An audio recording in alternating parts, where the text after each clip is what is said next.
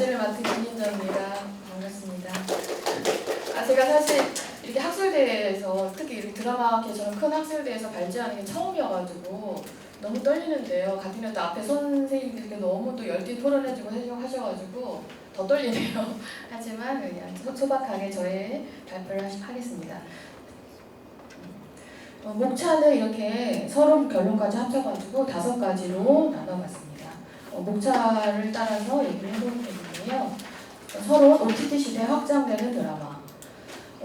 최근에 그 장지영 감독의 파묘가 천만으로 이제 천만 영화가 됐는데 혹시 보셨는지 모르겠어요. 근데 이게 K 오컬트라고 하면서 세계적으로도 관심을 갖고 있고, 그 전에 이제 킹덤은 K 좀비들 뭐 빠르고 줄 잘 서고 뭐 이렇게 이런 걸 스피드 있다 막 이래가지고 K 좀비라는 우리만의 특징 있는 좀비물을 만들어냈고, 이러면서 하나의 영화나 드라마 같은 극적 콘텐츠가 성공하면 우리에게는 K라는 명칭이 붙으면서 독보적인 브랜드로 자리매김하는 시대가 됐습니다. 이렇게 된 데에는 글로벌 OTT 플랫폼의 역할이 굉장히 큰 역할을 했다고 생각했습니다. 그래서 아까 그 김용수 선생님께서도 얘기해 주셨는데, 저는 드라마는 살아있는 배우를 통해 대사와 행동으로 이야기를 보여주는 극형식이라고 생각을 했고요. 그래서 그것을 대문자 드라마라고 해서 그 카테고리 안에 연극, 영화, 텔레비전, 이제는 OTT 플랫폼의 시리즈 콘텐츠까지 극적 이야기로 묶을 수 있다라고 해서 이 논의를 전개했습니다.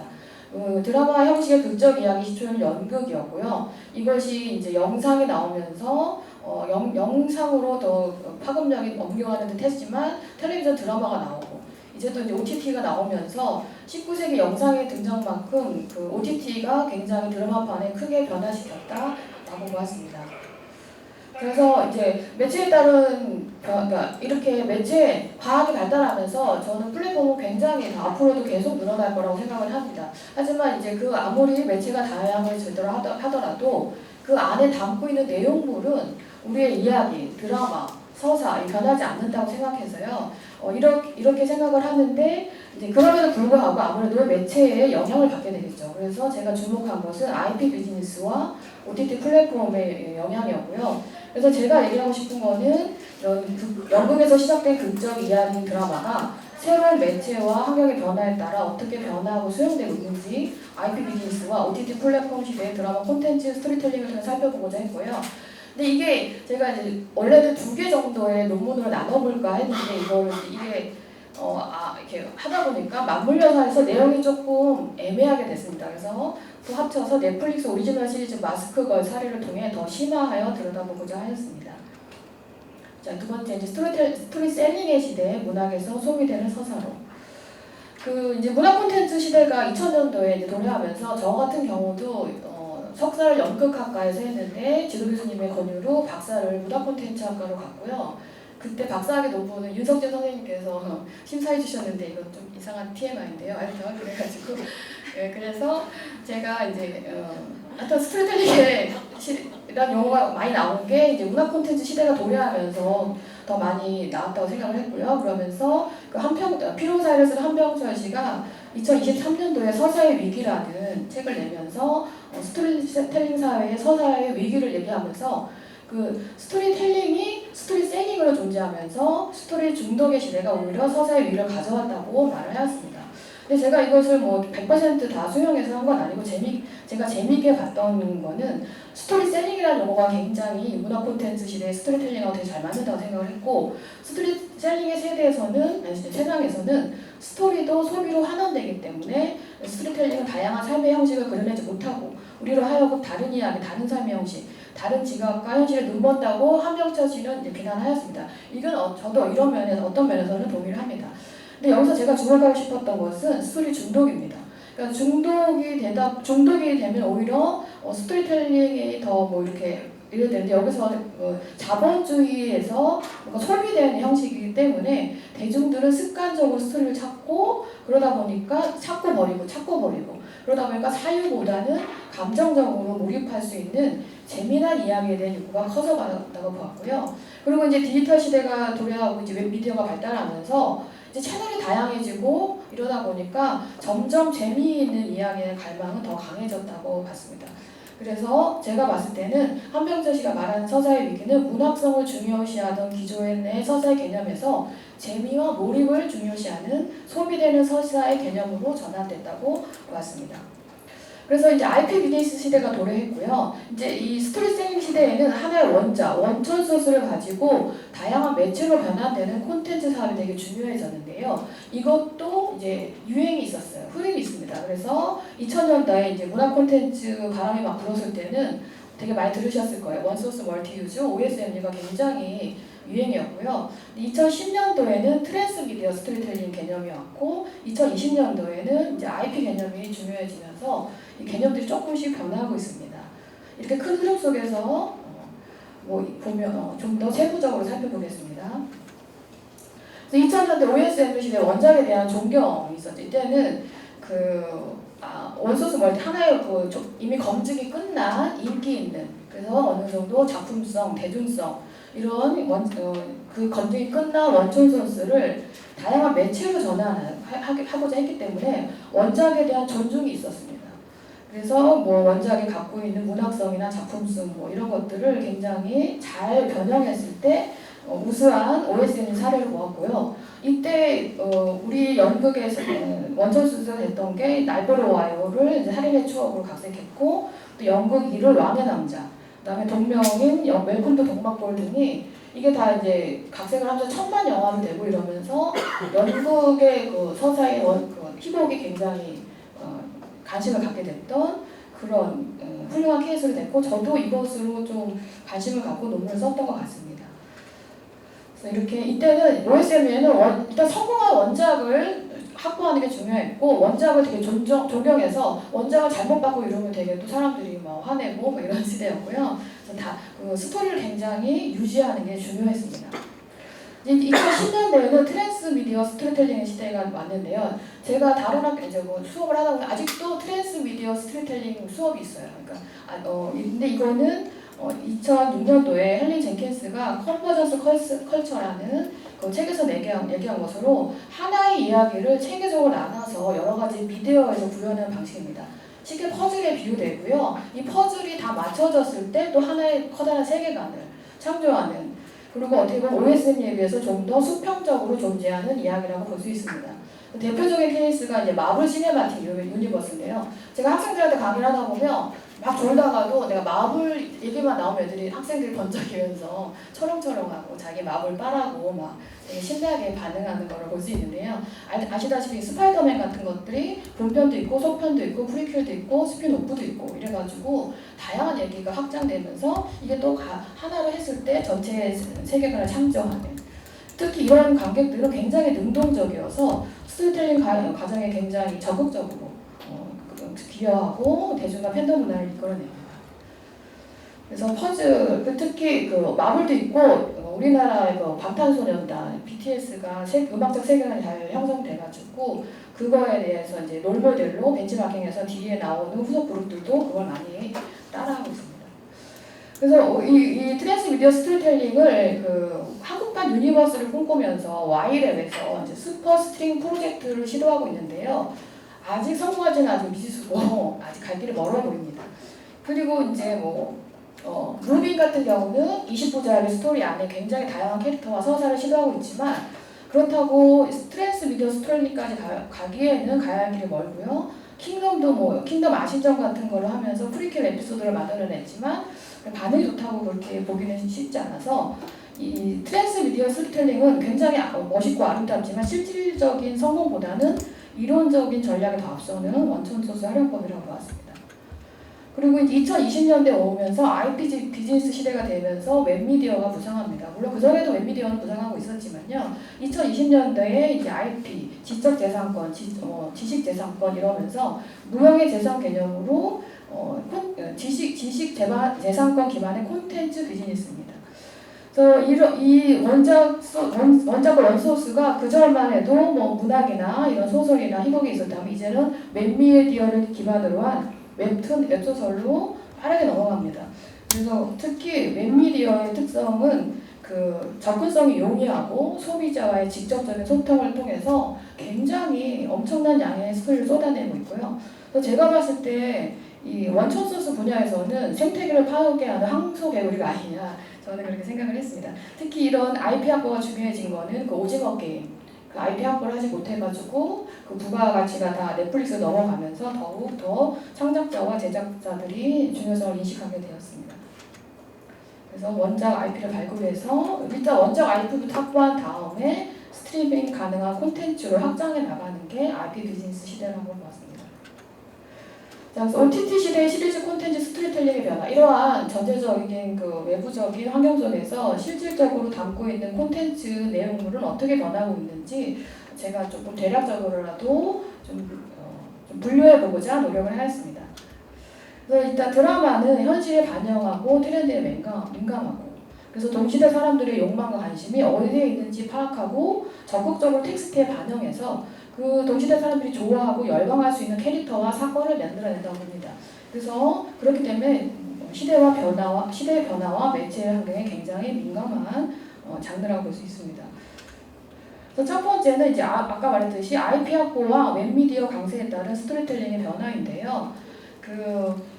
웹툰과 웹소설 모두 웹미디어를 기반으로 하고 있는데요. 웹미디어 기반의 IP의 장점은 첫째, IP 확보가 손쉽습니다. 일단 웹툰이나 웹소설 같은 경우는 1인 창작 미디어로 플랫폼만 있으면 비교적 쉽게 자신의 아이디어 스토리를 올릴 수 있고, 그러다 보니까 거대 자본과 많은 스텝을 요구하는 영상물보다는 IP 확보에 있어서 유리합니다. 두 번째, 연재물이기 때문에 계속 마감과 전쟁이잖아요. 그래서 연속된 이야기와 많은 서사를 필요로 하는 시리즈 콘텐츠가 굉장히 잘 맞아 떨어진다고 보았고요. 세 번째, 웹툰과 웹소설을 소비하는 합류자의 변화입니다. 얼마나 웹툰이나 웹소설을 보시는지 모르겠는데요. 제가 지하철 같은 거 타다 보면 항상 이렇게 10대나 20대, 물론 세대를 구분하고 싶진 않지만 굉장히 웹툰 같은 걸 열심히 보는 젊은 세대를 발견하게 있었습니다. 그래서 그러다 보니까 아무래도 그들이 좋아하는 코드들이 스토리에 적용이 됩니다. 그러다 보니까 우리 이제 많이 하는 얘기가 요즘 스토리를 왜 이렇게 만화 같은 거야? 막 이런 얘기를 많이 하는데요. 아무래도 이 웹미디어, 웹툰이 뭐 웹을 사용하고 있지만 그러니까 만화잖아요. 그러다 보니까 만화는 글과 그림으로 이야기를 전달하는 방식이고, 시각적이며 과장되고 왜곡된 상황을 쉽게 사용하며 장르물이나 매니아 취향의 스토리도 활발하게 창작됩니다. 제 지금 아는 드라마 작가도 중고등학교 때 만화 본다고 굉장히 많이 부모님께 혼났다고 하는데요. 오히려 지금의 그때의 그 경험이 지금 드라마 작가가 될 수 있었다라고 말합니다. 그래서 이제 만화가 가지고 있는 이런 스토리적 특성이 드라마로 전환되었을 때도 고스란히 스토리텔링에 영향을 미칩니다. 그래서 요즘에 이제 그 드라마나 이런 시리즈물을 봤을 때 원작이 없는 경우를 찾는 경우가 더 힘들 것처럼 굉장히 스토리가 빡빡하고 뭔가 재미있고 스펙타클한 거는 머릿속에 원작이 뭐지? 이런 생각부터 하게 되는 것 같아요. 하지만 이제 지상파에서 넘어온 OTT 그 시리즈 말고 OTT 플랫폼의 오리지널만 봤을 때는 그렇게 생각보다 그렇게 많지 않은데요. 스위트룸, DP, 마스크걸, 살인자, 이유난강, 무빙, 슬픈 도시 여자들, 피라미드 게임 정도를 들 수 있을 것 같습니다. 그래서 보면 웹툰 원작을 이제 드라마 하다 보니까 여기서 이제 제가 이제 말해놓고 사례를 들어야 돼서 여기서 이번 사례에서는 제가 슬픈 도시 여자들을 갖고 왔습니다. 혹시 슬픈 도시 여자들을 보셨는지 모르겠는데요. 이게 잘 돼가지고 시즌 2까지 나왔고요.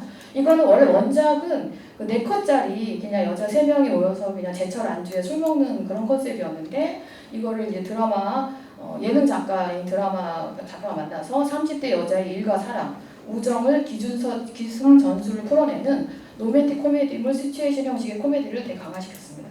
특히 1화에서 보면 거의 만화 같은 상황, 한 명의 남자를 가지고 3명이서 소개팅하고 이런 거 굉장히 만화 같은 극단적인 상황으로 보여주고 있습니다.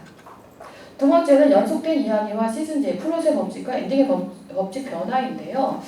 이 부분은 조금 이제 제가 깊게 들어가기가 조금 애매해가지고 좀 약간 좀 두리뭉실하게 서론을 했는데, 그러니까 일단은 이 OTT 플랫폼의 드라마 콘텐츠의 특징은 시리즈물이고요. 이 시리즈가 한 번에 오픈되기도 하고 나눠서 오픈되기도 하는데, 여튼 시즌 1이 성공하면 시즌 2가 자연스럽게 제작되는 추세이고, 그러다 보니까 아무래도 시리즈는 영화나 영화처럼 한두 시간에 스토리를 마무리하는 스토리텔링 방식과는 좀 다른 구조를 갖고 있습니다. 그래서 어떻게 보면 단거리와 장거리라고 볼 수 있는데요. 기존의 그 지상파에서의 시리즈물은 16부작 미니 시리즈 구성이어서 그걸 기계적으로 나누면 4, 8, 12 플롯의 법칙이 존재하고 여기까지 어떻게 나오고 여기 극적 갈등이 일어나고 반전이 일어나서 운명이 결정되고 이런 구조였는데요. 그런데 이제 이 OTT에서는 이런 것들이 굉장히 자유로워졌습니다. 그래서 회차도 자유로워졌고 러닝타임도 더 자유로워졌고 이러다 보니까 꼭 뒷부분을 이렇게 되게 선정적으로 끝낼 필요도 없고요. 그리고 그러다 보니까 굉장히 이런 것들은 조금씩 해체되고 있는 것 같습니다. 그리고 이제 시리즈다 보니까 시즌제를 암시하는 엔딩으로 오징어 게임, 킹메이커, 더글로리 등을 들 수 있고, 그래서 오징어 게임의 그 결말도 그렇게 끝났기 때문에 시즌 2가 나올 수 있었다고 보는데요. 근데 시즌 2가 지금 나오곤 있는데 DP나 스위트로 이런 거 나오긴 있는데 글쎄요, 성공했다고 보지 않는 그런 시선도 많더라고요. 그래서 요번에 나올 오징어 게임 같은 게 이제 어떻게 되느냐에 따라 시즌 2, 3, 4로 이어질 수 있지 않을까 예상해 봅니다. 자, 그리고 이제 제가 좀 관심이 있었던 게 아까 윤석진 선생님께서도 얘기해 주셨는데요. 경계의 무너짐, 융합과 혼종, 이것은 영화인가 드라마인가 만화인가. 제가 극한 직업에 이제 대살전 타왔는데요. 그러니까 이제 이게 매체별 장르별 경계가 무너지고 이제 혼종되는 현상은 자연스러울 수밖에 없는 것 같아요. 그래서 이제 콘텐츠 외적인 거를 일단 제작진의 크로스가 보여가지고 제가 이제 황동혁 감독과 이런 것도 예를 들었고요. 그다음에 콘텍스트 내용적으로 봤을 때 마스크걸이 굉장히 문제작이에요. 그래서 마스크걸을 제가 본의 아니게 원래는 이제 마스크걸을 따로 해서 논문을 하려고 했는데 이제 이걸 합쳐서 이렇게 자꾸 마스크걸에 대해서 중복을 하게 됐는데 일단 마스크걸은 실무작으로 제작된 시리즈인데 그게 영화를 했던 김영훈 연출이어서 그런지 굉장히 단편적인 영화 같으면서도 연결되는 그런 스토리를 갖고 있습니다. 이건 뒤에서 더 말하겠습니다. 그리고 이제 이러면서 장르물이 확대되고 OTT에 오면서 매니아층과 마이너한 것의 부상이 이루어지고 있다고 봤고 저는 이게 굉장히 재밌었습니다. 그래서 보면 일단 장르물은 그 지상파에서는 그렇게 각광받지 못했어요. 왜냐하면 가성비가 떨어진다. 그러니까 찍기는 힘든데 그렇게 많은 사람들이 좋아하지 않아서 로코라던가 휴먼 드라마, 가족부 이런 것들이 더 지상파에서 더 관심을 끌었다면 요즘에는 굉장히 OTT에서는 장르물이 굉장히 활성화되고 있고 그런 건 앞에서 말했던 요즘 세대 친구들이 로코나 이런 것도 좋아하긴 하지만 장르물 굉장히 좋아하고 호러라든가 이런 것들 이런 거 좋아하는 그런 특성도 적용이 된 것 같고요. 그 다음에 이제 워낙에 원천 소스가 웹툰에서 많이 나오잖아요. 그래서 카카오 웹툰이나 네이버 웹툰을 보면 거긴 기본적으로 장르가 다 나눠져 있어요. 로맨스, 판타지, 일상, 코믹, 스릴러. 장르가 굉장히 세분화되어 있습니다. 그래서 보면 이렇게 된 데에는 이제 혼자 보기 시대가 왔고요. 이것은 제가 시대고 핵개인의 시대를 쓴 송영길 씨의 얘기를 갖고 와서 혼자 보기 시대가 됐고 혼자 보다 보니까 아무래도 가족과 보고 엄마랑 보고 아빠랑 보라고 달고 나 혼자 보니까 나만의 내밀하고 독특한 매니아적 취향이 더 OTT와 같은 스트리밍 서비스가 잘 맞아 떨어지고요. 그리고 이제 송영길이 말하기로는 이제 빅데이터를 활용한 넷플릭스의 키워드를 혼자 미드 추천이라고 했습니다. 여러분 다 알다시피 이제 알고리즘, 그러니까 AI가 내가 좋아하는 것들을 자꾸 이렇게 갖다 주다 보니까 나도 모르게 내가 좋아하는 것들을 더 선택할 수 있는 이런 선택의 폭이 더 깊어졌고요. 그래서 여기 보면 넷플릭스 시크릿 코드라고 해가지고 장르를 굉장히 세분화해놨어요. 공포만 있는 게 아니라 B급 공포, 괴수 공포, 심해 공포 이런 식으로 굉장히 세분화되어 있습니다.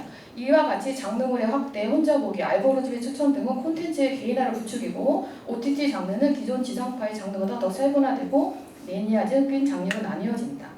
이 OTT 장르의 세분화는 좀 더 전문적인 매니아층과 마이너 감성, 병맛으로 불리는 B급 문화까지 끌어안는다. 사실 시간이 어떻게 괜찮나요? 마무리 좀. 그럴까요? 네, 그래서 이제 마스크걸이 되게 문제적인 작품인데요. 이게 60회 백성 영화 예술대상에서 안재홍과 염혜란이 남녀 조연상을 받으면서 다시 한번 주목을 받았고요. 여기서 아이시스테르라는 이런 안재현이 수상소감으로 말하기도 하고, 그래서 이게 되게 문제작인데요. 논란이 많이 됐었어요. 일단 웹툰을 했을 때도 막장이다. 도대체 이 인물들을 응원할 수 없다. 특히 주인공부터 살인도 막 하고 나는 도대체 동의하기 힘들다. 이렇게 논란이 많이 됐었습니다. 그래가지고 뭐 보면 좀 입맛은 없는 캐릭터예요. 그리고 그래서 일단 구성은 딱 똑같이 아까 앞에 말했던 것들 그래서 보면 인물 이름을 에피소드를 주고 그 인물 중심으로 일대기적으로 하지만 연결되어 있습니다. 그래서 이렇게 되어 있고요. 그 다음에 제가 또 이제 이거를 3장 구성 시드필드가 말한 3장 구성 패러다임으로 이렇게 좀 나눠봤는데 참고해 주세요. 그리고 이제 인물들이 일그러진 욕망의 마이너들 하나같이 정상이 없고요. 김모미는 낮에는 혜선이지만 밤에는 BJ 활동하면서 모든 사람한테 사랑받고 싶은 욕망을 막 충족하고 또 인생이 3회차로 바뀝니다. 성형수술해서 비즈니스 클럽 눈살롱 술집 아가씨로 살아가고 또 그러다 연쇄살인범 사람을 너무 많이 죽여서 연쇄살인범 1047로 교도소에 살고 뭐 이렇게 바뀌고요. 또 이제 주요 인물 주원남은 존재 없는 추남인데 리얼들과 동거하는 야동매니아입니다. 그리고 굉장히 스토커적인 사랑 방식을 고수하고요. 이런 거는 그 엄마한테서 물려받은 불통의 그런 사랑 방식입니다. 그래서 이 김경자도 아들이 죽지 아들의 목숨을 위해서라면 다른 아이 영혼을 망가져도 좋아라는 비정상적인 사고를 갖고 있는 이기적 무성애의 하신입니다. 김몸이고요. 주원원과 김경자. 그리고 이제 그 춘애와 미모도 미모 김몸이의 딸이 김미모입니다. 이름이 너무 헷갈리는데요. 하여튼 이 인물들도 다 삐뚤어지고 일그러진 욕망으로 스스로를 파멸시키거나 고립시키는 마이너들입니다. 그래서 이제 가장 메인인 B급 감성과 마이너한 것의 부상. 보면 마스크를 보면 굉장히 묘하게 불쾌한 지점들이 많고 제가 학생들한테 물어봐도 뭐 1화보다 못 보겠어요. 2화보다 못 봤어요. 하는 사람들 많고 자기한테 굉장히 도전이라고 하는데요. 그래서 되게 어떻게 좋게 보면 색다르고 나쁘게 보면 이질적이고 불편한 것들 있죠. 저는 이런 지점들이 B급 감성과 마이너한 것이라고 봤고요. B급 감성은 한마디로 유치하고 원초적인 문화를 뜻하고 원색적이고 잔인하고 손스럽고 섹처하다고 볼 수 있습니다. 그래서 외모지상주의, 외모를 절대적인 걸 어떻게 보면 경박한 사회 풍조라고 볼 수 있고 여기서 그 김모미는 몸매는 끝내주지만 얼굴은 끝내주게 못생겼기 때문에 이건 웹툰 소개글이에요. 그래서 자기가 원하는 연예인의 삶을 하지 못해서 인터넷 방송 BJ로 활동하고 하지만 얼굴은 감추고 마스크로 활용하죠. 그래서 외모지상주의를 가지고 한 대중문화 콘텐츠는 굉장히 많습니다. 그리고 BJ가 마스크, 그러니까 BJ 문화인데 이거 BJ 문화 역시 아직 주류가 되지 못한 비주류 마이너 문화라고 할 수 있고요. 여기서 또 마스크를 쓰고 합니다. 그래서 현대인들은 여러 가지 사회적 가면을 쓰면서 자신의 내면과 그다음에 그 사회적 이런 거 괴리감이 느끼는데 그 괴리감이 클수록 그 정신적인 문제가 발견되는데 김모미가 낮과 밤의 가면성 모습의 괴리가 커지기 때문에 영혼이 망가져가는 것으로 봤습니다. 이렇게 보면 뭐 BJ 문화 뭐 이런 것들 볼 수 있습니다. 자 그럼 야동매니아 오타쿠 이 인물이 가장 문제이고요. 이게 가장 그 반감을 일으키는 요소입니다. 그는 이제 무존재남으로 자신을 드러내지 않는 게 생존 방식인데 그가 적극적으로 자기를 드러내는 거는 퇴근 후 집에서 인터넷 방송을 할 때이고요. 그리고 주원하면 이런 이중성을 나타내기 위해서 그 중에서 오타쿠, 리얼돌과 같은 일본 문화를 사용합니다. 이게 굉장히 사람들이 힘들어하고요. 그래서 하여튼 김모미와 주원남은 이렇게 또 다른 가면을 쓰고 살기차게 숨겨진 욕망을 드러내며 살아갑니다. 오타쿠, 리얼돌. 그다음에 이제 극단적 모성애, 내새끼주의. 여기서 이제 B급 감성, 극단적이고 경박한 모성애. 김경자의 내새끼주의를 들 수 있고요. 그래서 뭐 내 자식만 소중해 막 이래서 근데 이제 그런 그녀의 관계어리 복수는 김미모의 딸인 김모미의 딸인 미모에까지 무차별적으로 이어져서 근데 그게 이제 출생의 비밀이 또 있습니다. 그래서 이처럼 마스크 걸은 B급 감성과 마이너적인 것들을 적극 수용하여 원초적이고 본능이 지배하는 세상을 외모지상주의, BJ구나, 오타쿠와 리얼돌, 극단적 모성으로 인한 관계 복수 등을 극단적 전개 뭐 이런 걸로 이제 그들만의 이야기를 보여주고 있습니다. 다시 연극의 서사를 저는 이제 연극을 얘기해보고 싶어가지고 이렇게 어떻게 보면 이런 세상 속에서 그래도 연극이 원천 소스로서 뭔가 경쟁력을 이뤄가고 있는데 그럼에도 불구하고 좋은 연극의 스토리가 원천 소스가 돼서 좀 더 많은 대중을 만나면 좋지 않을까 뭐 이런 얘기를 해서 이렇게 결말을 지었습니다. 감사합니다. 그러면 일단 뭐 그 정문이면 또 시간이 좀 걸릴 것 같고 저희가 좀 늦어지고 있는 게 있어서 김준 선생님 그 질문에 대한 답변을 하시는 방식으로 좀 정리를 하도록 하겠습니다. 네, 할 수 있어요.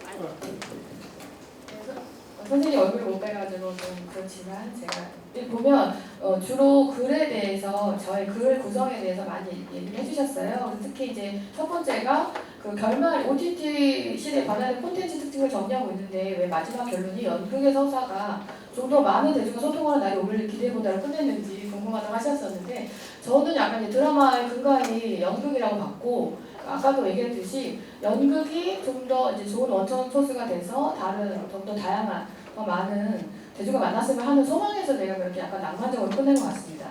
그리고 두 번째는 이제 한병철 씨의 서사의 위기 이런 것들을 비판적으로 갖고 나머지 것들을 정리했냐 이렇게 물으셨어요. 근데 제가 아까 발표도 하면서 얘기했지만 좀 모든 것에 동의하지는 않았고 스토리셀링 그다음에 소비 중독 그다음에 소모되는 서사 뭐 이런 것들에 제가 의견 동의하여서 갖고 와서 얘기를 나눴습니다.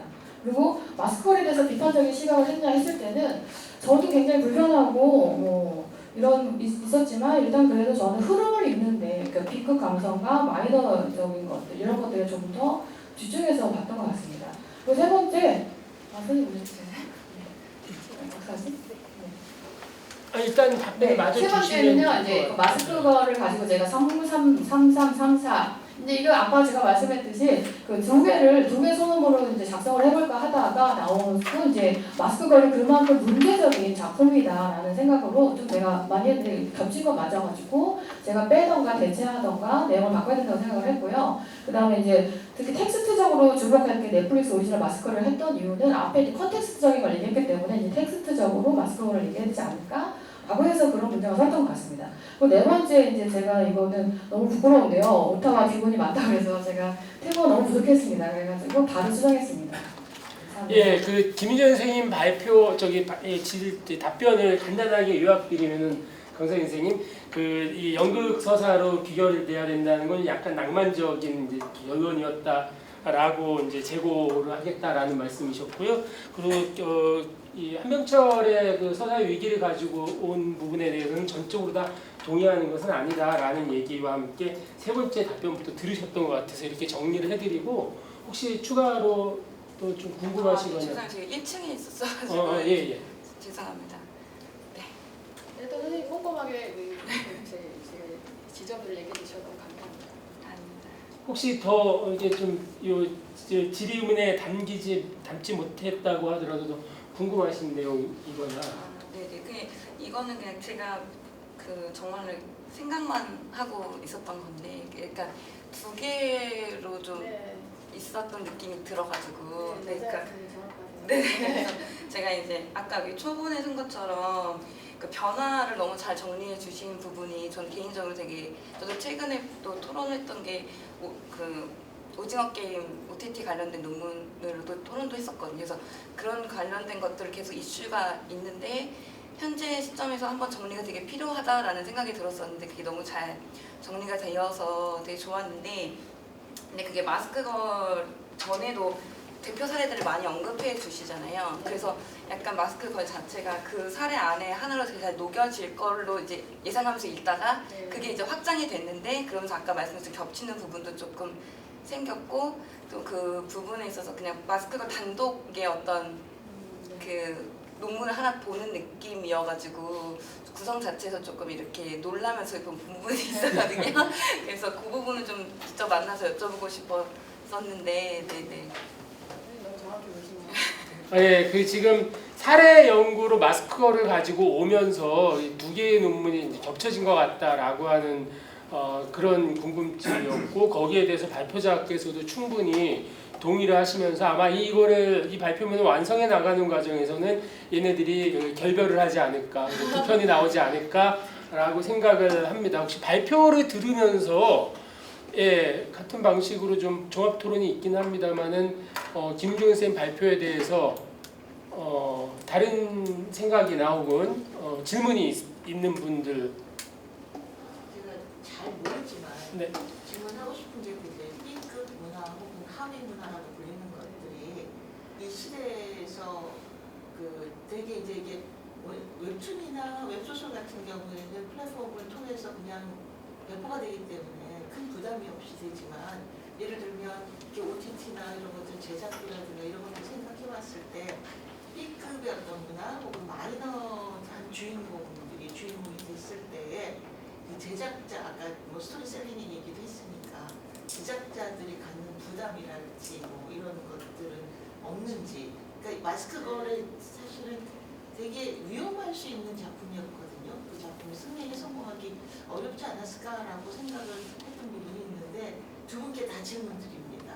여기 윤석 선생 전문가고 김윤정 선생도 그쪽에 공부를 하신 분이니까 궁금해서 여쭤보는 겁니다. 그러니까 말하자면 마이너한 캐릭터를 이런 그 주류의 컨텐츠 제작 시스템 안에서 만들어내는데 그 어려움이라든지 혹은 이런 것들도 지금은 말하자면 넷플릭스라든가 디즈니 플러스라든가 뭐 이런 OTT 채널에서 흡수해서 제작이 가능해진 상황이 된 건지 또 다른 예가 있는지 좀 궁금해서 여쭤봅니다. 제가 다른 예까지는 잘 모르겠지만 일단 제가 봤을 때는 약간 과도기적 상황이어가지고요. 지금 거품이 빠지고 있다라고 보는데 장르물이 굉장히 투자 돈을 많이 들이고 이러긴 하지만 거기에 비해서 그렇게 효율적이냐라고 했어. 그 전까지만 해도 이제 막 성공 사례만 나오다 보니까 굉장히 전투적으로 투자를 하다가요. 요즘에는 좀 거품이 빠져서 뭐 제작이 많이 엎어지고 있다. 뭐 이렇게 제가 현장의 작가들한테 그런 얘기를 많이 듣고 있거든요. 그래서 지금 저는 이제 과도기적이고 이 거품이 빠져서 앞으로 어떻게 될지는 이제 좀 더 경제적으로 경제를 접근해야 되지 않을까. 근데 제가 또 대학원 학생들 그 창작해온 걸 보면요. 그 전에 못했던 이런 소재나 파격적인 신호들을 다 OTT용이라고 하면서 굉장히 자신있게 되게 떳떳하게 얘기를 합니다. 막 그 전에 뭐 여러 가지 검열이나 심의 이런 것들에 대해서 OTT로 하면 된다 이러면서 뭐 말도 안 되는 액션씬 뭐 선정적인 것들 다 갖고 오고 막 이래가지고 제가 봤을 때는 이게 좀 과도기가 좀 지나면 좀 그래도 어느 정도 안정이 되지 않을까 저는 이렇게 짧게 생각하고 있습니다.